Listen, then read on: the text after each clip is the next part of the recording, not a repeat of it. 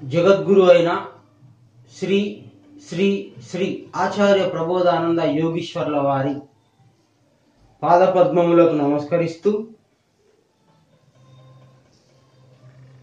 ఈరోజు దేవుడికి సంబంధించి కొన్ని విషయాలు మాట్లాడుకున్నాం.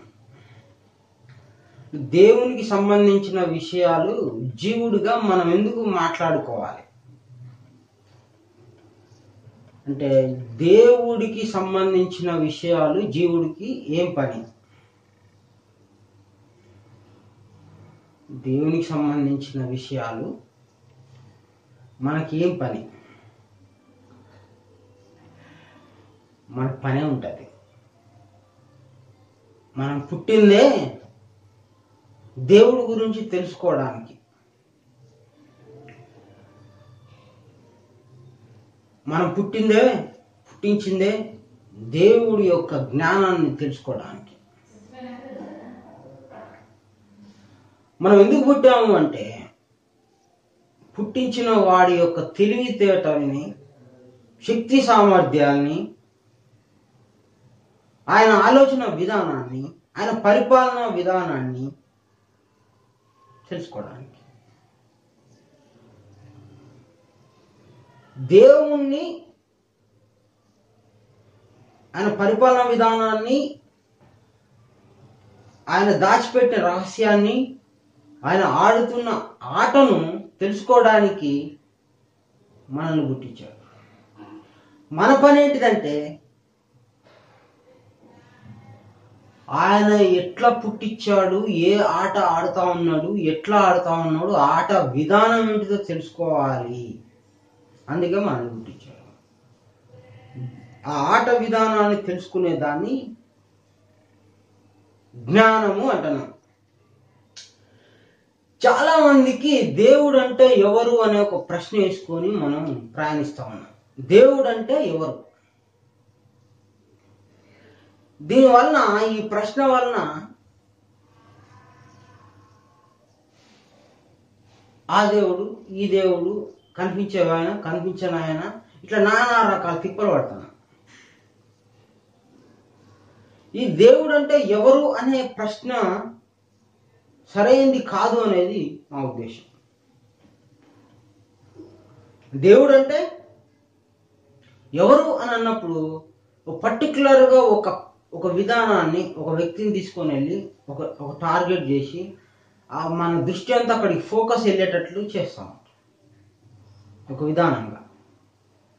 కానీ ప్రశ్న, దేవుడంటే ఏమిటి అని వేసుకుంటే అది వండర్ఫుల్. ఈ ప్రశ్న కనుక మనం వేసుకుంటే, దేవుడు అంటే ఏమిటి అన్నప్పుడు మనకు 100% సత్యం తెలియబడుతుంది.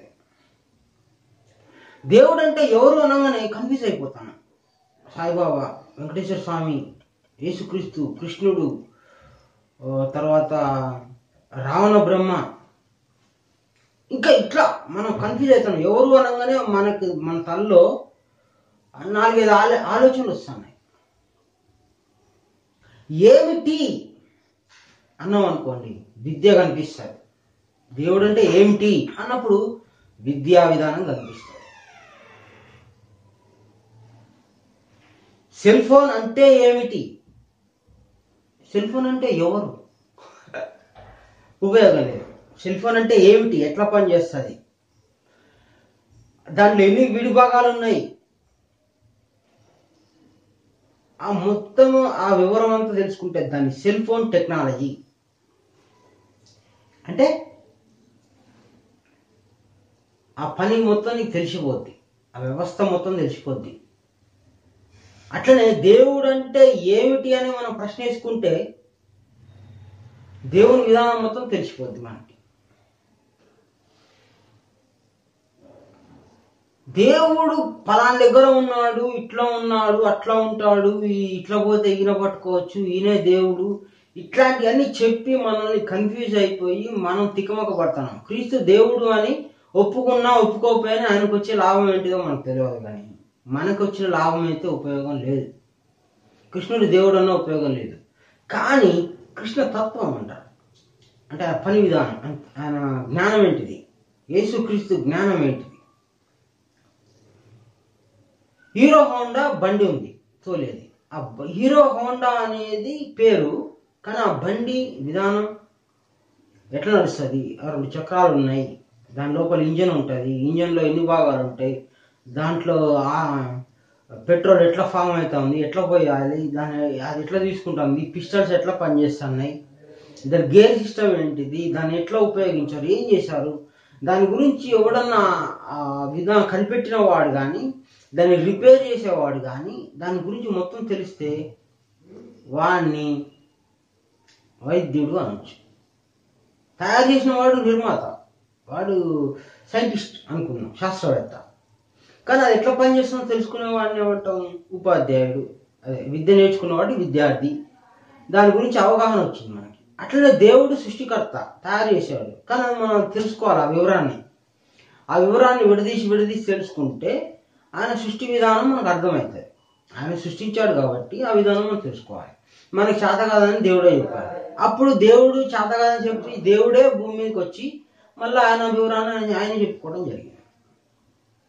ఆయన వివరాన్ని ఆయనే చెప్పాడు. మరి ఆ వివరం తెలుసుకోవాలి. వివరం తెలుసుకోకుండా హీరో హోండా కంపెనీ చాలా గొప్పది, బజాజ్ మంచి గొప్పది, నోకియా ఫోన్ మంచిది, సామ్సంగ్ ఫోన్ మంచిది, ఇట్లా పేర్లను పట్టుకొని తిరిగితే నీకేం ఉపయోగం లేదు.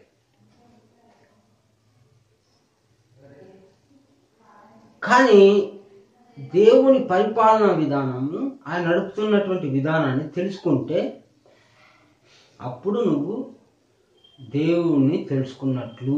దేవుడు అంటే ఏమిటి అని నీకు తెలియబడుతుంది. ఏమిటి అనే ప్రశ్న వేసుకోవాలి. విద్య నేర్చుకోవాలా, దేవుని విధానంలో విద్య నేర్చుకోవాలి. కానీ మొక్కులు కోరికలు ఇవన్నీ పనికిరావు. ఎంబీబీఎస్ ఎందుకు చెప్తున్నావు నువ్వు? ఎంబీబీఎస్ శరీర యంత్రాంగంలో ఏమేమి ఉన్నాయి, లోపల పార్ట్లు ఏమున్నాయి, ఎట్లా పనిచేస్తున్నాయి అని లోపల విడిభాగాలతో తెలుసుకుంటారు. మనం శరీరంలో విడిభాగాలన్నీ కూడా ఒక్కొక్కటి పేర్చుకుంటా పోతే 1 కిలోమీటర్ వస్తుంది. అట్లా విడిభాగాలతోనే విద్య నేర్పిస్తారు ఎంబీబీఎస్లో. గురువు కూడా వచ్చి అదే పని చేస్తాడు.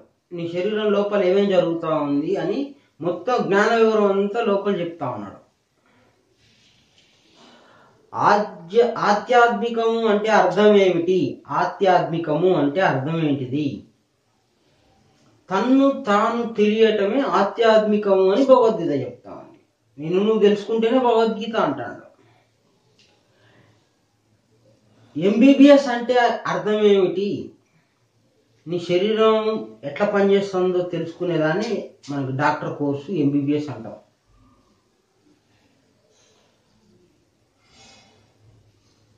అంతే. ఇది వదిలేసి మొక్కులు మొక్కితే నువ్వు విద్య నేర్చుకోలేవు. నువ్వు విద్య నేర్చుకోవాలి. దేవుడిది కూడా విద్య. దేవుడికి మొక్కులు లేదా ఇంకొకటి పనికిరావు. విద్య నేర్చుకోవాలి. నిన్ను నువ్వు తెలుసుకుంటే, నా గురించి నాకు బాగా తెలుసు అంటే నీ గురించి నీకు ఏం తెలియదు అనే దేవుడు చెప్తా. నీ పుట్టుక ఎట్లా జరుగుతుందో తెలియదు, నీ సావు ఎట్లా జరుగుతుందో తెలియదు, నీ శరీరం లోపల ఏం జరుగుతుందో తెలియదు, నీ నాడీ కేంద్రాలలో ఏమేం పని ఎంతెంత భాగాలుగా కొలత కొలిచి ఎట్లా జరుగుతుందో నీకు తెలియదు. నువ్వెక్కడున్నావో నీ స్థలం నీకు తెలియదు, నిన్ను ఎవరు ఆపరేట్ చేస్తారో నీకు తెలియదు, కర్మ అంటే తెలియదు, గుణం అంటే తెలియదు, ఎన్ని గుణాలు ఉన్నాయో తెలియదు, ఏ గుణం ఎట్లా చెలరేగుతా ఉందో తెలియదు, ఏ స్థాయిలో చెలరేగుతా ఉందో తెలియదు.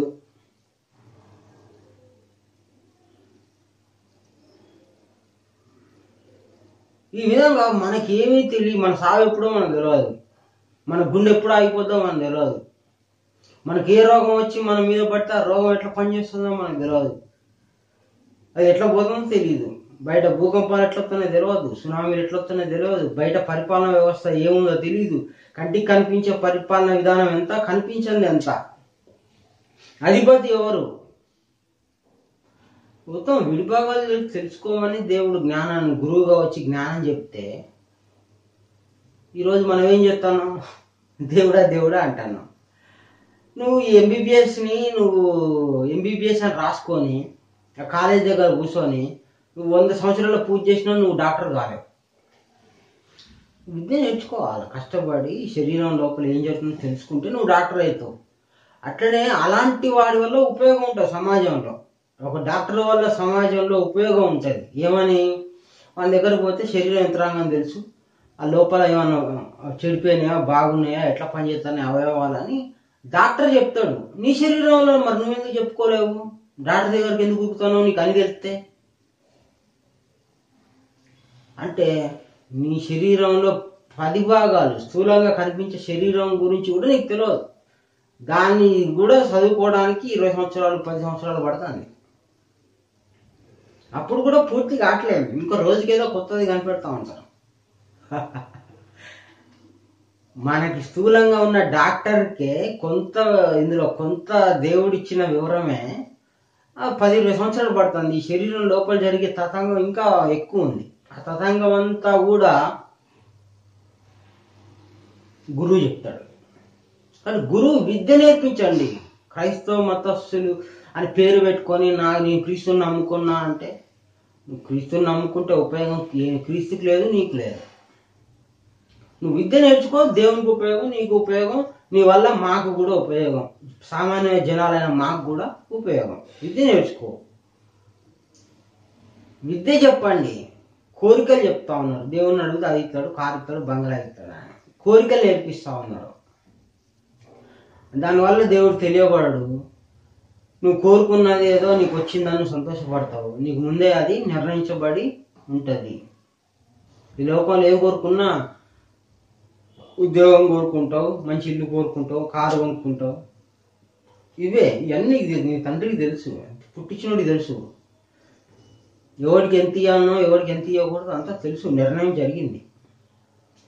సో ఒకవేళ ఇచ్చిండే అనుకో, నువ్వు జ్ఞానిగా మారుతావా? పోనీ నువ్వు పెద్ద ధనవంతుడివి, కోటీశ్వరుడివి అయినా సరే నీకేం జ్ఞానం ఉంటుంది?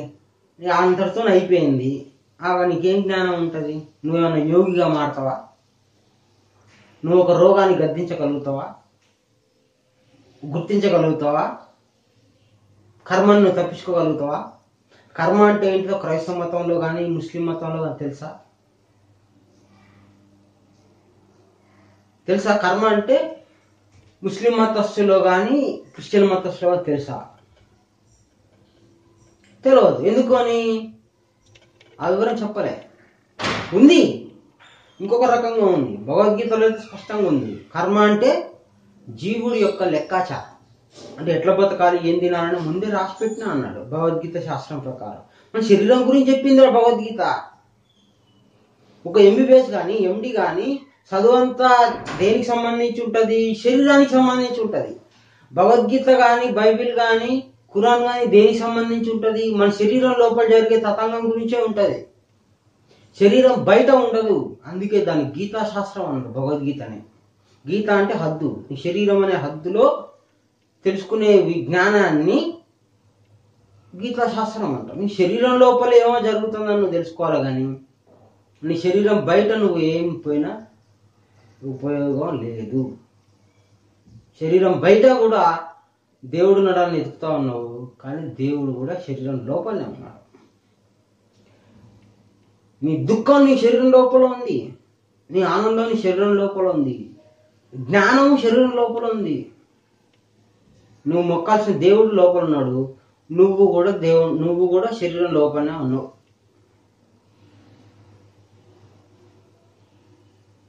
శరీరం లోపల ఉన్నావు నువ్వు. ఇదంతా కూడా ఏమిటి, దేవుడు అంటే ఏమిటి అని నువ్వు ప్రశ్న వేసుకుంటే నీ లోపల జరిగే తతంగం అంతా కూడా నీకు భగవద్గీత పూసగుచ్చినట్టు చెప్తాయి. నువ్వు డాక్టర్ల మించిన డాక్టర్ అవుతావు, ఇంజనీర్ల మించిన ఇంజనీర్ అవుతావు, దేవుడికి ఇష్టమైన వాడికి అవుతావు, దేవుని సంబంధిగా అవుతావు. జ్ఞానిని నా ఆత్మగా తలంచుచున్నా అన్నాడు. బైబిల్లో నా తండ్రి చిత్తానుసారం చేయవాడే నాకు పాత్రుడు. అంటే ఆయన ఏం చెప్పిండో జ్ఞాన వివరం, శరీరం లోపల ఏం జరుగుతుందో అదంతా తెలుసుకున్నవాడు నాకు ఇష్టం అని చెప్పిండు బైబిల్లో. వీళ్ళు దేవుడా దేవుడా అని మొక్కితే పాపాలు పోతాయా? పాపం కూడా ఎట్లా పోద్ది అన్నాడు భగవద్గీతలో. పాపాలు ఎట్లా పోతాయి? క్రీస్తు క్షమిస్తే పోతాయి. భగవద్గీత ఏం చెప్తాంది? అఖిల పాపాత్ముల్లో నువ్వు ఎంత పెద్ద పాపాత్ముడు అయినా, నువ్వు ఈ ప్రపంచంలో నెంబర్ 1 పాపాత్ముడు. ఓకే, కానీ నెంబర్ 1 పాపాత్ముడువా? Okay, right. అయినా సరే జ్ఞానం అనే చిన్న ఓడతో నువ్వు పాపాన్ని దాటిపోతావు. జ్ఞానం నీకు అంత గొప్పగా పనిచేస్తావు. పాపక్షమాపణ జ్ఞానం ద్వారా ఉంది, కానీ మొక్కుతే రాదు. ప్రభు ప్రభు అంటే పోట్లే. మనకేమో అది నేర్పిస్తారు, ప్రభు ప్రభు అన్న. జ్ఞానం నేర్పియట్లే. ఆ భగవద్గీత ఏం చెప్తుందంటే జ్ఞానం తెలుసుకుంటేనే పోద్దిరా బాబు అంటాను. గురువు కూడా అదే అంటాడు, నువ్వు మొక్కుకుంటే నీకు పోతుందా? భగవద్గీతలో జ్ఞానం ప్రకారం జ్ఞానం తెలుసుకుంటే నువ్వు పోగొట్టుకుంటావు పాపాన్ని అని ఉంటే, మళ్ళీ నువ్వు మొక్కుతా అంటాను ఏంది అనేది భగవద్గీత చెప్తాను. మా బైబిల్లో అయితే అట్లా చెప్పలేదు. మా బైబిల్లో క్రీస్తే క్షమిస్తా అన్నాడు. క్రీస్తు క్షమిస్తా అనలేదు బాబు. క్రీస్తు క్షమిస్తా అని చెప్పలేదు. ఏమని చెప్పాడు? నా రక్తమే సర్వపాపాన్ని కడిగేస్తా. అంటే నా రక్తం కడిగేస్తుంది. రక్తం అంటే ఏంటిది? ఆ రోజు క్రీస్తు కాచిన రక్తం అనుకుని అటువైపు వెళ్ళిపోయినారు. రక్తం అంటే జ్ఞానము అని అర్థం. రక్తం అంటే జ్ఞానము. భగవద్గీతలో ఏదైతే జ్ఞానం వలన పాపం పోద్దని చెప్పిండో అదే మాట యాజ్ ఇట్ ఈజ్గా క్రీస్తుగా జన్మించిన గురువు సేమ్ అదే మాట పొల్లుపోకుండా చెప్పాడు. నా రక్తమే సర్వపాపాన్ని కడుగుతుంది, నేను కాదు. క్రీస్తు వేరు, క్రీస్తు జ్ఞానం వేరు. క్రీస్తు కొన్ని రోజులు ఉండి విషయాన్ని చెప్పి వెళ్ళిపోయాడు. క్రీస్తు ఈ మా శరీరంలో జరిగే పరిపాలన విధానం అంతా జ్ఞానము అంటాం. అది చెప్పేసి వెళ్ళిపోయాడు. ఆ జ్ఞానాన్ని తెలుసుకుంటే ఆ జ్ఞానమే నీ పాపాన్ని క్షమిస్తుంది. నా రక్తమే అంటే దేవుడి జ్ఞానమే.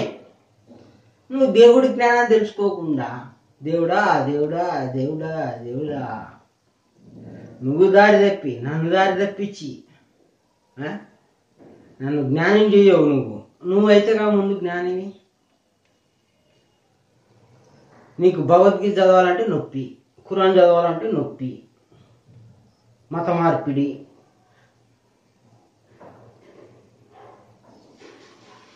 ఏది? జ్ఞానం చెప్పు. కష్టమైనా సరే జ్ఞానం చెప్పు. నువ్వు కూడా నేర్చుకో. ఎవరు గొప్ప కాదు, అందరూ శిష్యులే. నువ్వు పీఠాధిపతి, అగ్రరాజ్యం, బిషపు, పోపు, పాపు, ఇంకేందేందో ఎన్ని పేర్లు పెట్టుకున్నా జ్ఞాని కాని వాడు వ్యర్థుడు, అట్టివాడు సదా కర్మలను ఆచరించునే ఉండాలి అని భగవద్గీత చెప్పిన తర్వాత నాకు ప్రపంచంలో ఎవ్వరు కూడా గొప్పగా కనిపించలేదు. భగవద్గీత ఏంది? జ్ఞాని కాని వాడిని వ్యర్థుడు అంటాడు. జ్ఞానం అంటే ఎక్కడుంది? శరీరం లోపల 25 భాగాల గురించి సంపూర్ణంగా తెలుసుకున్న వ్యక్తిని జ్ఞాని అంటాను. ఆ 25 భాగాలు బిషప్లకు తెలుసా? పీఠాధిపతులకు తెలుసా? తెలియనప్పుడు వాళ్ళు జ్ఞాని కానప్పుడు వాడు వ్యర్థుడు, దేవుని దృష్టిలో వ్యర్థుడు. మనం అంటే మనం మీద కోపానికి వస్తాడు. మనుషులు అనకూడదు ఒకటి గొప్ప అనే అనాలా. వాడు మనకంటే దేవుని దృష్టిలో వాడైతే ఎందుకు పనికిరానాడని దేవుడే చెప్పిండే. ఎవరిని ఒప్పుకుంటాడట? జ్ఞానిని ఒప్పుకుంటా నేను. జ్ఞానిని నా ఆత్మ తలంచుచున్నా అన్నాడు. ఎంత గొప్ప విషయం అది. జ్ఞానం అన్నిటికంటే మేలైంది. వెండిని వెతికినట్లు, బంగారాన్ని వెతికినట్లు జ్ఞానం కొరకు వెతకండి అని గురువు చెప్తే,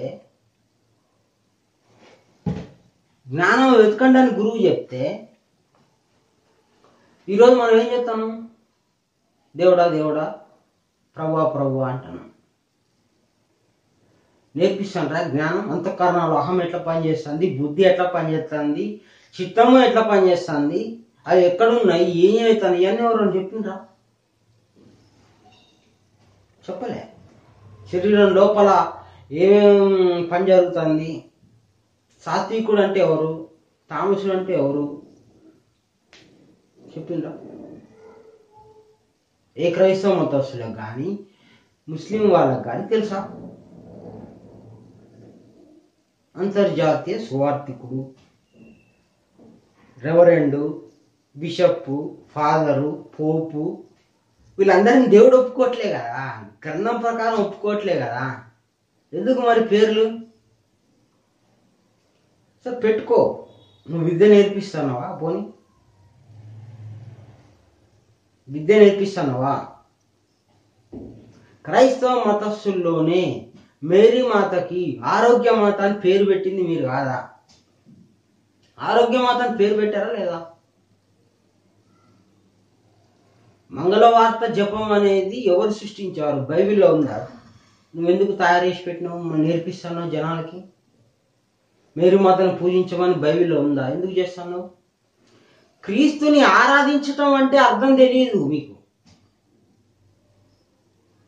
ఆరాధన అంటే వెతకటం అని. ఆరా అంటే వెతకటం. పలానా వ్యక్తి గురించి ఆరా తీయండి అంటాం. అంటే ఆరా అంటే వెతకటం, సర్చింగ్. ఆరాధన అంటే ఏంది? Searching for God. ధనం, దేవుని ధనం కొరకు, దేవుని ధనం కొరకు వెతకడం అనే దానికి పేరు ఆరాధన. ఆరాధన అంటే అర్థం ఏంటిది? దేవుడి జ్ఞానాన్ని వెతకడాన్ని ఆరాధన అంటాం. ఆ దేవుడు ఎక్కడ ఉన్నాడు? మన శరీరం లోపల ఉన్నాడు. మన శరీరం లోపల ఎతికితే దాన్ని ఆరాధన అంటాం. ఎక్కడ ఎతుకుతావు? శరీరం లోపల. దీని వివరం నీకు తెలియదు కాబట్టి, లోపలికి పోలేవు కాబట్టి, లోపల ఏమేముందో నీకు తెలియదు కాబట్టి, ఈ లోపల విషయాలన్నీ రాసి పెట్టిన భగవద్గీత చదువు, బైబిల్ చదువు, ఖురాన్ చదువు. బైబిల్ అంతా కాదు, 4 సువార్తల్లో ఏదో ఒక సువార్త.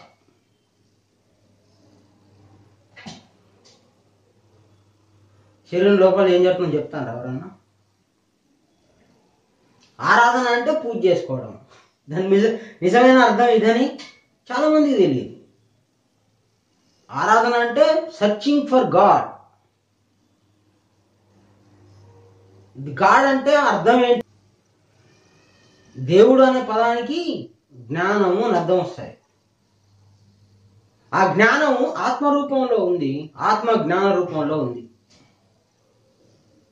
ఆత్మ జ్ఞాన రూపంలో ఉంది కాబట్టి నహి జ్ఞానేన సదృశ్యం పవిత్రం ఇహమిద్యతే అన్నాడు. జ్ఞానానికంటే విలువైంది, గొప్పదైంది ఇంకోటి లేదు. అట్లనే అంతే విలువైంది ఆత్మ. నాకంటే గొప్ప వస్తువు, నాకంటే ప్రకాశవంతమైంది భూమి మీద లేదు అన్నాడు. అని అక్కడ ఏం పెట్టుకున్నాడు దేవుడు? ఆత్మని పెట్టి. ఆత్మ జ్ఞాన రూపంలో ఉంది, నువ్వు మనిషి రూపంలో ఎదుగుతావు. నీకు ఎక్కడ దొరుకుతాడు? నువ్వు జ్ఞాన రూపంలో వెతుకుతా, దేవుణ్ణి జ్ఞాన రూపంలో వెతకాలి కానీ నువ్వు మనిషి రూపంలో వెతికితే ఎక్కడ దొరుకుతాడు ఆయన? ఆత్మ కూడా నీకు కనిపించాడు, నీకు తెలియబడాడు. ఆయన టచ్ చేయలేవు, ఆయన ముట్టుకోలేవు, ఆయన తాకలేవు, ఆయన నువ్వు ఇట్లా అని గుర్తించలేవు. మరి ఎట్లా పట్టుకుంటావు దేవుణ్ణి? దేవుడు జ్ఞాన రూపంలో ఉన్నాడు. ఒక సెల్ ఫోను టెక్నాలజీ రూపంలో ఉంది. విడి భాగాల్లో, విడి పద్ధతుల్లో అనేక భాగాలు కలిసి ఉంటాయి. ఆ మొత్తం దాని లోపలంతా విడదీస్తే అన్ని ముక్కలు ముక్కలు ముక్కలు జాయింట్లు ఉంటాయి. మొత్తం ఏం పట్టుకుంటావు? సెల్ ఫోన్ అంటే ఎవరు అని ప్రశ్న వేసుకున్నావు అనుకో, ఏమున్నాయి? అన్ని ముక్కలు ముక్కలు ఉంటాయి. శరీరం లోపల కూడా అన్ని ముక్కలు ముక్కలు జాయింట్లు ఉంటాయి. ఏ పొరక పొర వచ్చేస్తుంది. ఏ పొరక పొర వచ్చేస్తుంది, ఇట్లా బయటికి తీసేస్తే ఎట్లా పట్టుకుంటావు? కాబట్టి ఒక విధానం జ్ఞాన రూపంలో ఉంటుంది. ఇది ఎట్లా పనిచేస్తుంది? సైన్స్ కూడా అంతే, జ్ఞాన రూపంలో ఉంది. సైన్స్ విడిదీసేస్తే అయిపోతుంది, అన్ని విడిభాగాలే, మొత్తం విడిభాగాలే. శరీరం లోపల కూడా అదే, అనేకమైన విడిభాగాలతో దేవుడు తయారు చేసిండు.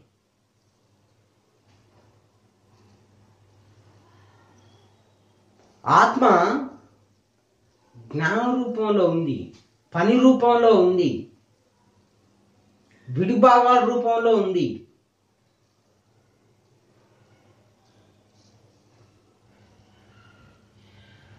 ఆ జ్ఞానం తెలుసుకుంటే నువ్వు దేవుని తెలుసుకున్నట్టే, నువ్వు ఆత్మను తెలుసుకున్నట్టే, నిన్ను నువ్వు తెలుసుకున్నట్టే. ఒక గుండె ఎట్లా పనిచేస్తుంది అనేది ఒక హార్ట్ సర్జన్ తెలుసుకుంటాడు. తెలుసుకొని అందులో ఏమైనా ప్రాబ్లం ఉంటే తీసి కొత్తది పెడతాడు. అంటే ఈ భాగంలో ఇది చెడిపోయింది దాని గురించి తెలుసుకుంటాడు. అంటే గుండె అనేది ఒక పార్ట్ ఏ విధంగా ఉందో ఈ శరీరంలో అనేక పార్ట్స్ ఉన్నాయి, అనేక భాగాలు, విడిభాగాలు ఉన్నాయి. కంటికి కనిపించని విడిభాగాలు ఉన్నాయి, కనిపించే భాగాలు ఉన్నాయి, కనిపించని భాగాలు కూడా ఉన్నాయి. కనిపించే అంటే డాక్టర్లు చేస్తారు, కనిపించని అంటే దేవుడు చెప్తాడు. ఆ కనిపించని దాని గురించి తెలుసుకొని అవి ఎట్లా పనిచేస్తాను తెలుసుకునే దాన్ని విద్య అంటాను. ఆ విద్య జ్ఞాన రూపంలో ఉంది. జ్ఞానమే దేవుడే ఉన్నాడు. నువ్వు జ్ఞానం నేర్పిస్తే దేవుడు విద్య నేర్పించినట్టు. మరి ఆ జ్ఞానం తెలుసుకుంటే ఏమైందంటే పాపాలు అట్లా పోతానే అంటాడు. నా రక్తమే, నా జ్ఞానమే పాపాన్ని పోగొడతానే అన్నాడు. మొక్కితే పోతానయా? ఈరోజు అందరు ఏదో ఒక రోగాన్ని అంటుకొని ఉంటారు. దేవుణ్ణి నమ్ముకొని వ్యక్తి ఎవరున్నారు? దేవుణ్ణి నమ్ముకొని వ్యక్తి ఎవరున్నారు? అందరూ నమ్ముకున్నారు. మరి అందరూ కూడా అవస్థలు పడుతూనే ఉన్నారు. పాపం పోట్లే, రవ్వంత పాపం కూడా పోట్లే. కారణం ఏంది? జ్ఞానం. నా రక్తం పోగొడుతుంది, నా జ్ఞానం పోగొడుతుంది. నువ్వు శరీరం లోపల వివరాన్ని తెలుసుకో, అదే నీకు జ్ఞానశక్తిగా మారి అదే ఆ వివరమే నిన్ను బాగు చేస్తుంది. ఒక టీవీ రిపేర్ నేర్చుకున్న వ్యక్తి మనం రోజు చూసే టీవీ పాడైపోతే తీసుకుపోతాం రిపేర్ అనే వాడికి తెలిసిన విద్యుత్తో పరీక్ష చేసి ఇది పోయింది అని చెప్పి మళ్ళీ 2 కొత్త పార్ట్స్ వేసి మళ్ళీ మనకి టీవీ బాగా చేసి ఇచ్చి పంపిస్తాడు. వాడిని వైద్యుడు అంటాం, టీవీ రిపేర్ అంటాం. అట్లనే నీ శరీరం లోపల ఏదైతే నీకు ప్రాబ్లం వచ్చిందో, ఏదైతే నీకు అవస్థ పడుతున్నావో, ఏ పాపం అయితే నిన్ను పట్టి పీడిస్తుందో ఆ పాపాన్ని పోగొట్టుకోవడానికి నువ్వే ఒక రిపేరర్గా, ఒక డాక్టర్గా నువ్వే మారాలి. నీకు నువ్వే మారితే నీ పాపాన్ని నువ్వే అది కడుక్కునే విధంగా, పోగొట్టుకునే విధంగా ఆ జ్ఞాన వివరం నీకే తెలిస్తే నువ్వు పోగొట్టుకుంటావని దేవుడు చెప్పి. కాబట్టి నువ్వు వైద్యుడిగా మారాలి, నువ్వు జ్ఞానిగా మారాలని దేవుడు ఆశించాడు, కోరుకుంటాడు. అది చెప్పడానికే మనల్ని సృష్టించానని కూడా ఒక దగ్గర చెప్పాడు. నా గొప్పతనం ఏంటిదో నీకు తెలియాలని నేను పుట్టించాను అని చెప్పి ఒక దగ్గర ఆన్సర్ చెప్పాడు. జ్ఞానము, వివరము, ఆ జ్ఞానం అనే దాంట్లోనే దేవుడు ఉన్నాడు.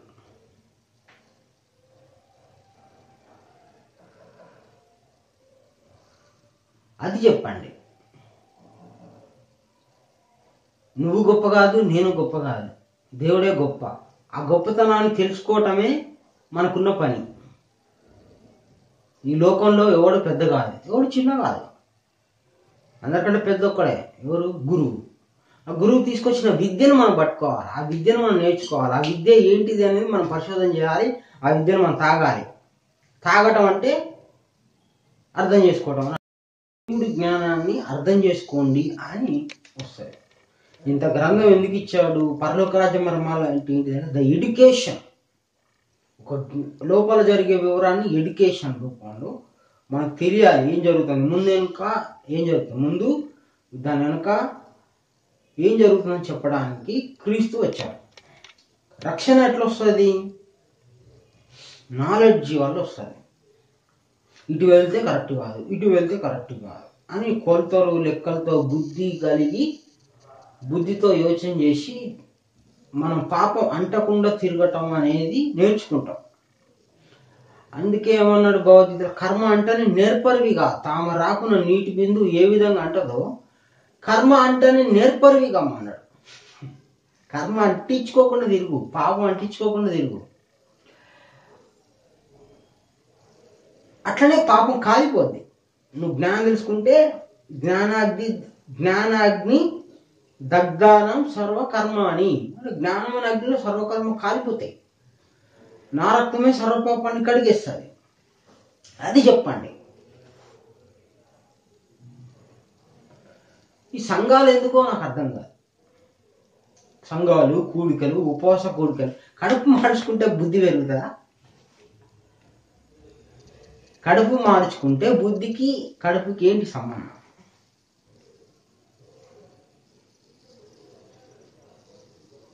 నాలెడ్జ్, జ్ఞానం తెలుసుకోవాలని తపన నిన్ను జ్ఞానిగా చేస్తుంది. జ్ఞానిగా మారితే నీ జీవితం నీ చేతిలోకి వస్తుంది.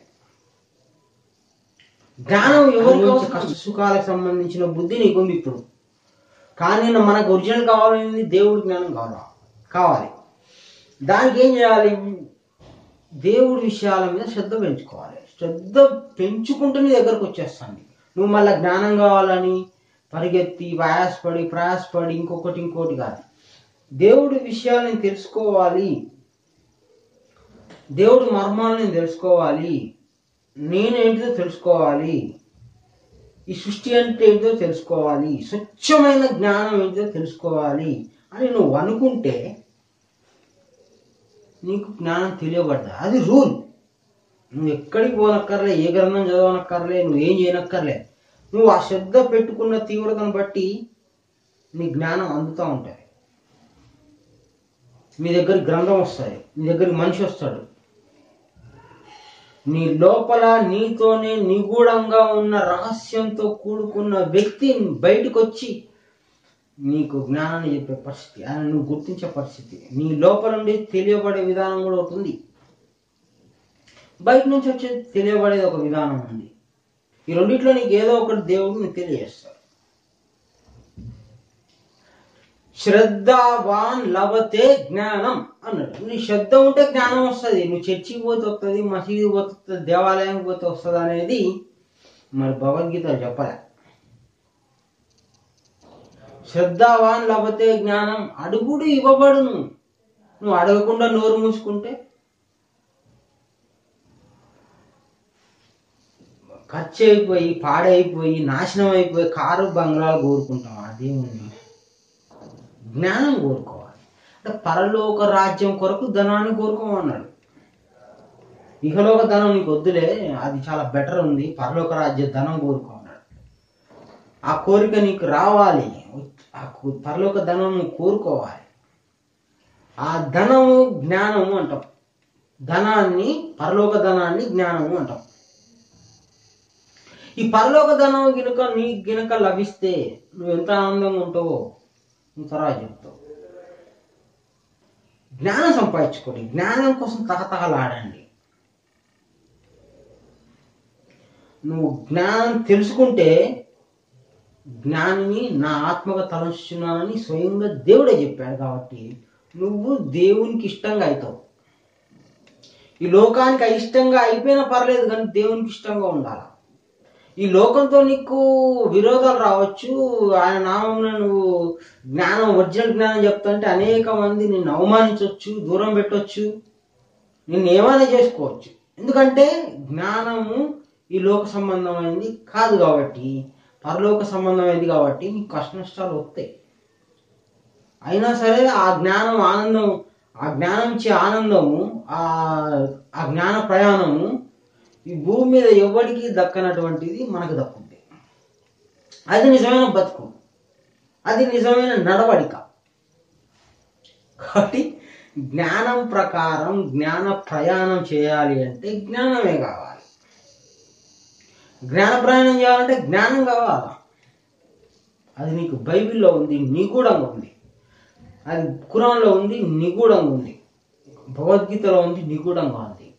కానీ ఆ జ్ఞానాన్ని విడదీసి ఇది కరెక్ట్, ఇట్లా తెలుసుకోవాలని ఒక విద్యని విడిభాగాలతో మనకి నేర్పించి కొన్ని సంవత్సరాల పాటు గ్రంథాలు రాసి స్పీచ్లు చెప్పి అదే పనిగా మా విద్యావంతుణ్ణి, జ్ఞానంలో విద్యావంతుణ్ణి, దేవుని రహస్యాల్ని విడదీసి చెప్పిన వ్యక్తి శ్రీ శ్రీ శ్రీ ఆచార్య ప్రబోధానంద యోగీశ్వరుడు.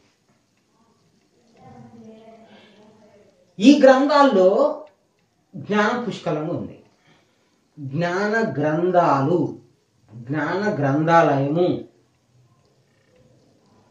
ప్రపంచంలో బైబిల్ వచ్చినా అందులో మర్మాలు ఇప్పటికీ గుట్టుగా ఉన్నాయి. పురాణం వచ్చినా గుట్టుగా ఉన్నాయి, భగవద్గీత వచ్చినా కూడా గుట్టుగా ఉంది. ఇప్పుడు గుట్టు రట్టయింది. విడదీసి చెప్పాడు, నువ్వు జ్ఞానం తెలుసుకోవాలనే కాంక్ష నీకుంటే అడ్రస్ అయితే త్రైత సిద్ధాంత గ్రంథాలు చదవండి. దేవుడు అంటే ఎవరు అని కాకుండా ఏమిటి అని ప్రశ్న వేసుకుంటే నీకు నిజమైన జ్ఞానం దగ్గరికి వెళ్తావు. నువ్వు అనుకో, నాకు నువ్వు స్వచ్ఛమైన తెలియాలి, ఈ మతాలు, కులాలు, ఈ చర్చీలు, ఈ వ్యవస్థ ఇదంతా కాదు, ఏదో దేవునికి సంబంధించి సీక్రెట్ ఉంది, ఏదో ఒక రహస్యం దాగి ఉంది, అది నేను తెలుసుకోవాలనుకొని ఆ రహస్యాన్ని నేను ఛేదించాలి, పట్టుకోవాలనుకుంటే వాళ్ళకి అడ్రస్ చెప్తాను. త్రైత సిద్ధాంత గ్రంథాలు చదవండి. మామూలుగా ఎంబీబీఎస్ ఎక్కడ చేస్తే బాగుంటుంది అంటారు. ఏ కాలేజ్, కాకతీయ యూనివర్సిటీయా, ఉస్మానియానా, లేదా అమెరికా వెళ్దామా, చైనా వెళ్దామా, ఇట్లా మెడికల్లోనే ఇక్కడ చదివితే ఇక్కడ చదివితే ఇక్కడ చదివితే అని ఉంటుంది. అంటే వే ఆఫ్ స్పీచ్ కానీ, అర్థం చేయించే విధానం కానీ, ఫెసిలిటీస్ కానీ